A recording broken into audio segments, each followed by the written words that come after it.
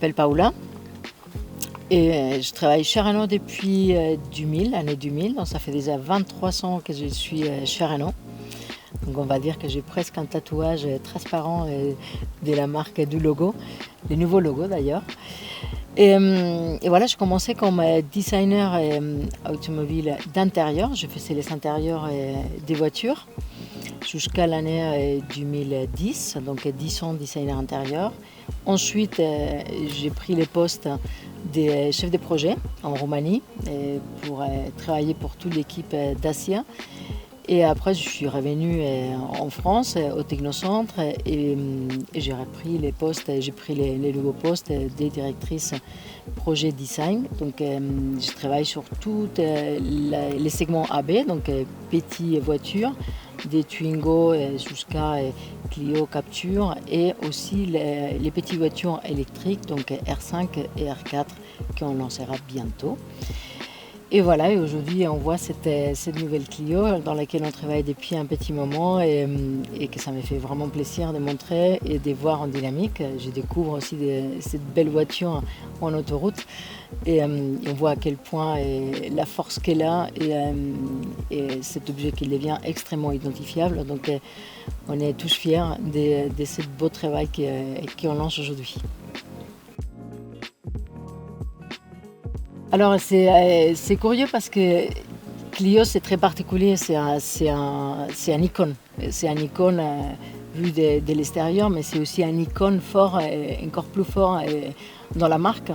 Et à chaque fois qu'on lance un concours des Clio, il y a absolument tous les designers qui viennent en salle et qui veulent participer parce que c'est un vrai challenge de dessiner un Clio et d'aller à chaque fois plus loin.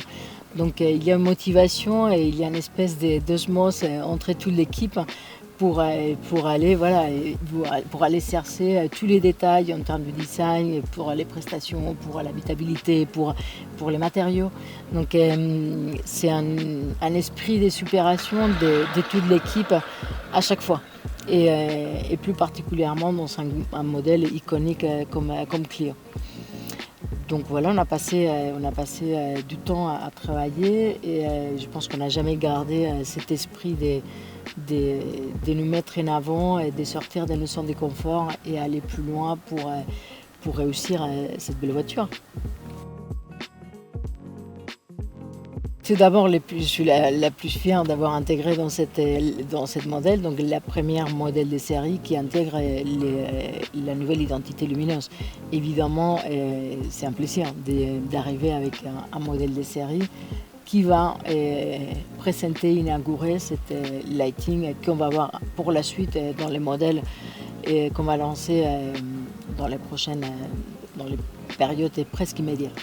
Donc encore une fois, c'est super intéressant parce qu'on la voit dans l'autoroute et on s'est dit mais oui, on ne s'est pas trompé, c'est une identité qu'on va remarquer et qu'on va reconnaître de loin. Donc ça c'est pour moi le plus important.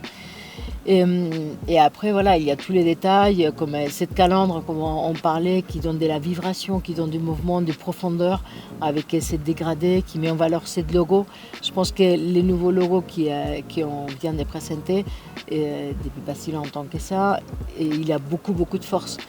Et c'est intéressant de voir cette calandre, comment il les met en valeur et comme donne des mouvements et aussi de la présence à cette face avant. Je pense que c'est probablement ces deux éléments qui me plaît le plus. Oui, en effet, la partie, la technicité des matériaux, c'est important pour cette Clio qui va encore très très loin en termes de sustainabilité. Parce que oui, on continue à avoir un design très pointu, mais cette fois, les grands pas, c'est en termes de sustainabilité. Donc on a d'un côté la version techno, qui on arrive jusqu'à 60% des matériaux biosourcés, donc c'est quand même un pas des géants. Et la version alpine, 72% des fibres recyclées. Donc c'est vraiment hyper intéressant et on y va vraiment à chercher les valeurs qu'on veut implanter dans la marque. Et si on parle même des technicités, on y parle aussi des conforts. Et finalement, on voit aussi que même les cuirs, par exemple, est aussi ancré déjà dans les valeurs de la marque. On n'a plus des cuirs d'origine animale. Et cette fois, on va intégrer des cuirs synthétiques, du TEP.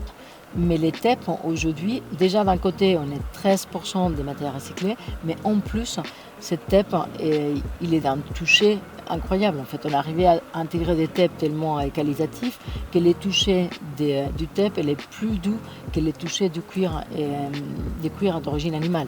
Donc ça, c'est des vrais pas qu'on a intégrés en termes des matériaux et technicité. Après, évidemment, on va chercher la partie graphique pour donner encore plus des sports, plus des technicités aux matériaux, donc la version alpine. Et je ne sais pas si vous avez remarqué, les tissus, les t-shirts et sports type running, voilà, des sports techniques, ils sont marqués un peu, il y a des graphismes pour marquer un peu plus les muscles. Et c'est ça qu'on a fait pour les sièges de la version Esprit Alpine. On a mis des graphismes qui font le lien direct avec les corps. Donc voilà, pour mettre en avant cette caractère plus dynamique, plus sport, plus technique et plus précis de la version Esprit Alpine. Clio, c'est une icône pour tout le monde, une voiture que tout le monde la reconnaît depuis des années. Et en effet, quand on parle d'icône, on parle des liens émotionnels. Alors je pense que cette icône, il a fait que s'améliorer, c'est pour ça qu'on parle d'icône d'ailleurs.